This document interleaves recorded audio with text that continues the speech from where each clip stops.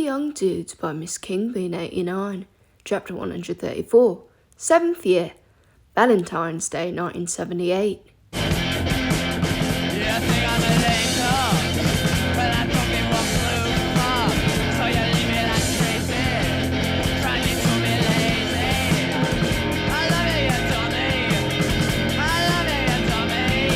Monday, 13th February 1978.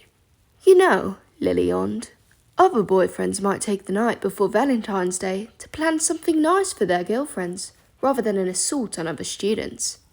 Thought we were calling it a practical joke, Evans, Sirius winked. Anyway, how do you know what other boys are doing? We're the only boys you know, and we're doing this. Touché, Lily poked her tongue out at him from where she sat cross-legged on James's bed. And, James said, sitting on the floor beside Remus, folding envelopes as fast as Remus could stuff them. How do you know I haven't already planned something nice? When do you have the time? She shrugged. Whenever you're not with me, you're playing Quidditch. I can multitask, he said, haughtily, a mischievous twinkle in his eye. Remus gave James a sideways glance. He couldn't account for any of James's free time either, but it was best never to underestimate James Potter. How about you, Pete? Mary asked, sitting on James's other side, neatly stacking the envelopes he handed her and ticking names off the list. Big plans for tomorrow? Nope, Peter replied, glumly. He was lying on his stomach on his bed, frantically completing the charms notes due for the next day. He dropped a few hints to Remus about copying them, but Remus had pretended not to understand, and eventually poor Wormtail dropped it and just resigned himself to doing a poor job. What about Dorcas? Mary pressed. Dump me. Oh, poor love, she cooed. At least I won't be the only single one. Really? Pete looked up. Hopefully. Yep, dump that stupid Hufflepuff, Mary nodded, bent over her work. Oh, well, if you fancy dinner, maybe, Peter started. Mary shook her head. Oh, no, sorry, Pete. I'm triple booked as it is. It'll be a miracle if none of them bump into each other. Oh, Peter returned to his homework, looking even more depressed than before. Lily stifled a giggle, but Mary seemed oblivious. Cheer up, Pete. We still love you, Remus offered, stuffing his very last envelope and handing it to James. Me and Padfoot'll have dinner with you. So basically exactly the same as every other night of the year, Sirius teased. You two not doing anything then? Mary asked, casually. It felt like a loaded question all the same, and Remus found it hard to ignore the glances his friends were now shooting at each other. He looked up at Sirius and said, very firmly, Don't even think about it. Sirius's face cracked into a smile. I think Valentine's Day is Mooney's idea of hell. Exactly, Remus nodded solemnly. Let the girls have flowers and hearts. He had plenty else going on, thank you very much. Aw, I think that's a shame, Mary said, crossing the last name off her list and stretching her legs out on the rug, lying back on her elbows. Valentine's Day can be nice, if you do it right. Remus smirked at her. Doing it right, to Mary, meant receiving votive offerings from her various acolytes, a fantasy in which she was Aphrodite, and all would pay homage. Nope, not interested, he said, stretching his own stiff legs. Just a normal day. Sirius likes it, Mary said, slyly.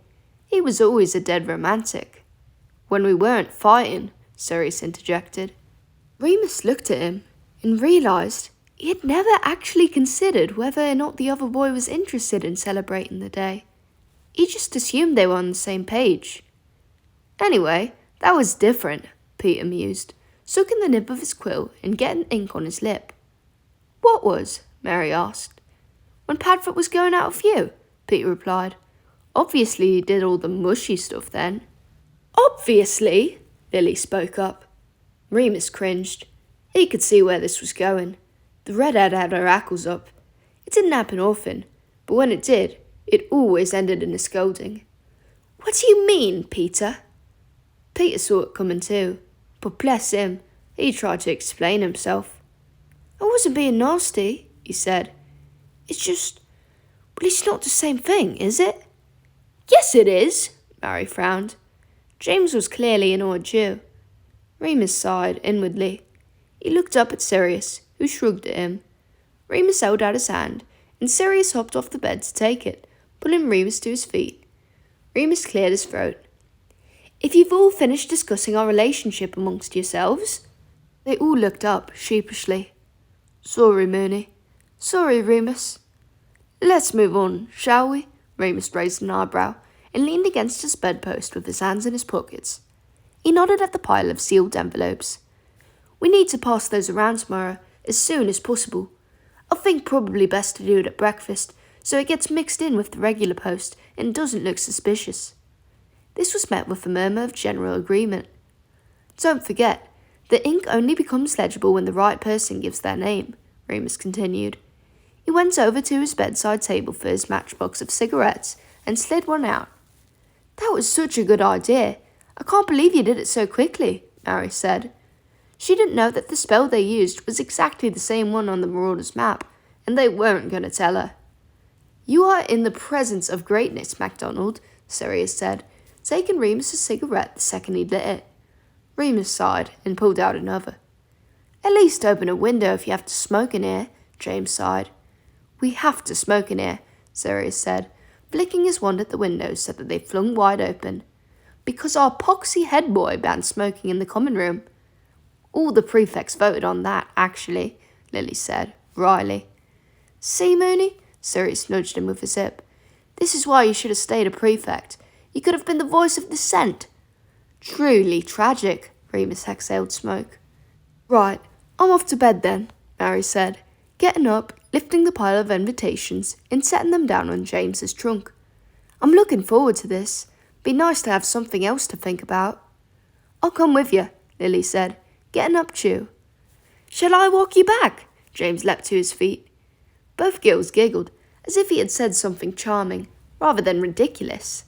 "I'll keep us safe on the arduous journey across the common room, Potter," Mary teased. Still, Lily and James spent the next 5 minutes bidding each other goodbye, which involved a lot of snogging. When Mary finally managed to drag her friend away, Lily was pink and grinning. "Love you," she called on her way down the stairs. "Love you too," James called back. Sirius began to make sick noises, which made Peter start laughing, but Remus just watched James's dopey expression. He hadn't heard them say "I love you" before. He didn't think he'd ever heard anyone say it, actually. Not anyone he cared about, at least. He'd seen it written down, in books, and in the letter from Hope. But neither of these things had felt as tangible as this. How long had they been saying that? As long as they'd been feeling it. Was it hard to say the first time? Remus thought it must be. Like casting a Patronus. He finished his cigarette in a contemplative mood while the others moved around him, finishing their homework and changing for bed. He supposed he could ask Sirius about the whole love thing, but he wasn't sure he wanted to open that can of worms. They were happy as they were, weren't they? It was just getting comfortable, now that their friends knew. Plus, after 2 years of pining and almost a year of secrecy, Remus wanted to just enjoy what they had, without all that prescriptive stuff hanging over them. Remus knew from experience that it was best to resist the temptation to pick things like that apart, especially something as precious and hard-won as what he and Sirius had. The problem was, once you started, you might never remember how it worked in the first place. He brushed his teeth, still thinking, and wandered towards Sirius's bed to sit and wait for him. "Finished!" Peter cried, raising his quill with a flourish. "Finally!" "Well done, Pete," James yawned, climbing into bed. "I didn't get to help you lot, though," Peter said, looking at the pile of envelopes wistfully. "That's okay. This is only preliminary work," Remus offered. "The real planning starts on Wednesday." "Exactly," James nodded, encouragingly. "Anyway, don't feel bad. Padfoot didn't help either." "Oi!" Sirius came out of the bathroom at that moment. "I wrote the damn things! Where would you lot be without my beautiful penmanship? And I don't recall Mrs. Prongs doing anything either." He had taken to calling Lily this in private. He wouldn't dare to her face, with the full knowledge that it annoyed James. The messy-haired boy just rolled over in his bed, flicking his middle finger in Sirius's direction. Sirius chuckled and got into his own bed. Remus got in too, still in deep thought. "Night, lads," Sirius called, drawing the curtain shut. "Night," Peter and James echoed back. In the dark, Sirius held Remus's hand, and they smiled at each other sheepishly. "You're very quiet," Sirius whispered. "Everything okay?" "Yeah," Remus whispered back. "Just thinking. Prank stuff." "Good." "Sirius? Remus? You know Valentine's Day?" "Heard of it." "Did you want to, what Mary said?" "I knew that would get you wound up. I could practically see your brain start to overheat." "Piss off," Remus kicked his shin. "I'm just asking." "Mary loved all that stuff. Presents and flowers and cards and shit. I liked doing it for her because it made her happy. You'd hate it, so I won't." "It's just so public," Remus said. "I know. Don't worry about it." "Okay." "Remus?" "What?" "Stop worrying." Fine, I believe you." "Anyway, it's not even a real thing," Sirius said, thoughtfully. "Valentine's Day. I looked it up." "It's real to muggles, isn't it?" Remus frowned.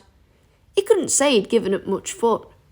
"There was a bloke called Valentine, but there's nothing especially romantic about it. But I did find some other stuff about the Romans. Why can't you apply this thirst for knowledge to your actual schoolwork?" "Oh, don't be so boring. Anyway, have you heard of the Lupercalia?" Remus felt a sinking feeling in his stomach and let go of Sirius's hand. "I don't want to talk about wolf stuff right now." "You have heard of it?" Sirius sounded pleased. "No, I just know the Latin for wolf because it's my bloody name." "Oh, right. It's not what you think. It's a festival." "Okay. And it's really cool. There are blood sacrifices and running around naked and—" "I'm going to sleep." "But you like history."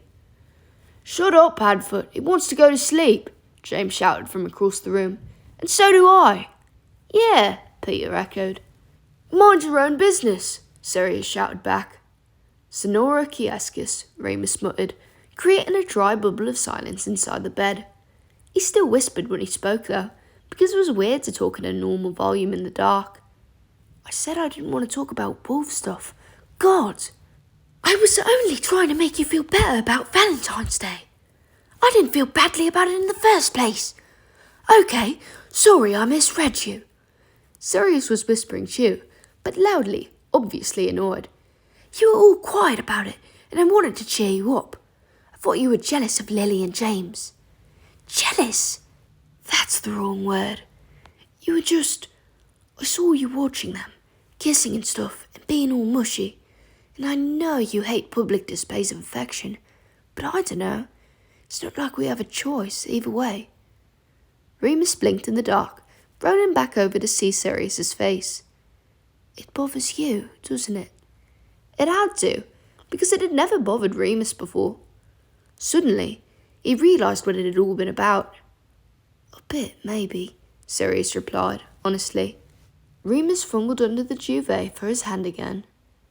Tuesday, 14th February 1978. The next morning, James and Sirius were nowhere to be found. Remus presumed they had left early for Quidditch practice. It was a bright, sunny day, despite a chill in the air. After a few minutes of deep thought, Remus rifled in his bedside drawer for his very last chocolate frog and bunched it into his pocket before heading downstairs. The rest of the Gryffindors awoke to find that in the night, the house elves had decorated their common room with garlands of red and pink paper hearts, something which seemed to divide all of the students.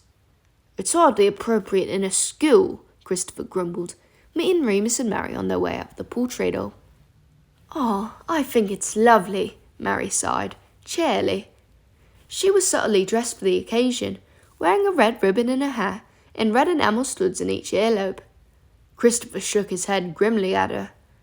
"If it were a proper holiday, like Christmas or Easter or something—" "But why do wizards celebrate those things?" Remus cut in, thoughtfully, as they progressed towards the dining hall.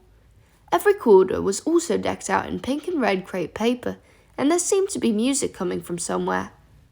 None of the purebloods I've met are Christians, or even know anything about Jesus or the Easter Bunny or... The Easter what? Christopher was staring at him as if he was mad. Don't bother, Remus, Mary laughed. Lily and I tried back in first year. We're not supposed to ask. Christopher's mood did not improve as they entered the great hall, which was bathed in a rosy pink glow by a collection of candles floating inside red glass lanterns. Fresh flowers had been placed in vases on every table, and pink envelopes flew back and forth over the heads of the students, Valentine's cards looking for their recipient. "Oh, for goodness sake," Christopher muttered, taking his seat and pouring himself a very black coffee. "It's only one day," Remus said, lifting the teapot, which was also pink. No sooner had they sat down than a pile of pink envelopes fluttered into Mary's lap, making her squeal with delight. Remus grinned too. He pulled out his own envelopes and whispered an incantation, tossing them into the air so that they mingled with the others flying above them. "Here you go, Chris," Remus tossed one across the table. "It's not a valentine, promise." "Oh, what is it?" Christopher held the blank envelope warily. "An invitation," Remus winked. "Give it your name, but don't share it, okay?" Okay." "Good morning," Lily appeared, looking cheerful as usual, clutching a book on advanced potions. "Anyone seen Potter?" "Quidditch pitch?" Remus raised his head. "Nope," Lily shrugged. "I thought so too, but Ravenclaw booked it this morning." "He and Padfoot were gone when I woke up," Remus said. "That's exactly what I was afraid of," Lily replied, taking a seat. No sooner than she had sugared her porridge than a loud pop echoed over their heads, and everyone looked up. Those students who hadn't immediately dived for cover beneath their breakfast tables began oohing and ahhing as a rather spectacular fireworks display began over their heads. The burst of colour took the form of gigantic glittering love hearts, and the embers which rained down turned out to be pink and white flower heads. "Lilies!" Mary said gleefully, as one settled on her pile of cards. "Oh no!" Christopher wailed. "I'm allergic!" He sneezed before aiming his wand upwards and gasping, "Protego!" to defend himself against the fluttering blooms. "I don't believe this." Lily was blushing harder than Remus had ever seen her. He grinned. "You were asking for it, I'm afraid." "I'd have been happy with a card," she hissed, as the final fireworks died out and the last of the lilies sailed to the floor like great pink snowflakes, filling the room with their lovely scent. "Oh, shut up, Evans," Mary tooted. "It's bloody gorgeous of him." "Cheers, MacDonald." James appeared at Lily's shoulder, with Sirius. "You utter idiot!" Lily stood up and wound her arms around James's neck, kissing him. Remus wasn't watching this display, though. He was watching Sirius, who flicked his wand behind James's back. The flowers which had gathered on the table, those which Chris had not tried to clear anyway, began to move again and gathered together in front of Lily's plate. With another soft little pop, the pile had transformed into a large box emblazoned with even more lilies. "What's that?" Lily turned, leaning over to get a closer look. "Open it and see." James was grinning ear to ear, clearly utterly chuffed with himself. Christopher sneezed again and blew his nose, but was roundly ignored as Mary and Remus stood up to get a better look. Lily, still pink and smiling, carefully lifted the lid of the box, and everyone leaned in. On a red velvet pillow, with a bow around his neck, was a tiny little charcoal grey kitten with huge yellow eyes. "Oh!" Lily gasped, reaching in immediately to pick up the mewing creature and cuddle it close. "Really, Potter? You got me a cat? I love him. Or her?" "Him," James nodded. "I know your old family one died last Christmas, and Hagrid told me a litter was born in the village last week, so—" "Oh, he's so sweet!" Mary reached over to stroke the kitten's head. "Oh, for Merlin's sake," Christopher stood up, clutching his handkerchief to his nose. "I'm allergic to cats too. Bloody stupid day." With that, he got up and stormed away, further up the table. "Such a shame," Sirius smirked, taking his empty seat. "Morning, Moony." "Morning, Padfoot," Remus smiled. The rest of breakfast was spent cooing over Lily's new kitten and trying to choose a name. Remus kept a polite distance, just in case. He'd had bad experiences with cats in the past and didn't fancy any new scratches today, no matter how tiny its claws were. Soon, everyone was getting up to go to their various lessons, while arguing over who ought to look after the kitten that morning, and Sirius fell into step with Remus. "Walk you to history?" he offered. "Oh, I don't need to go," Remus replied, slyly. "It's a drop-in lesson for newts." "But you always go to your lessons," Sirius replied, "even the optional ones." "I know, but you're always telling me to relax, so—" Remus covertly pulled his little matchbox out of his robe pocket and tapped it. Sirius raised an eyebrow. "As much as I really love stoned Mooney, what's brought on the rebelliousness?" "Does there have to be a reason?" Remus shrugged. He glanced around quickly to check that no one was listening too intently, but they were all pretty absorbed in their various cards and gifts. He slipped the chocolate frog into Sirius's pocket. "Happy Valentine's Day, wanker." He had never seen Sirius Black blush like that.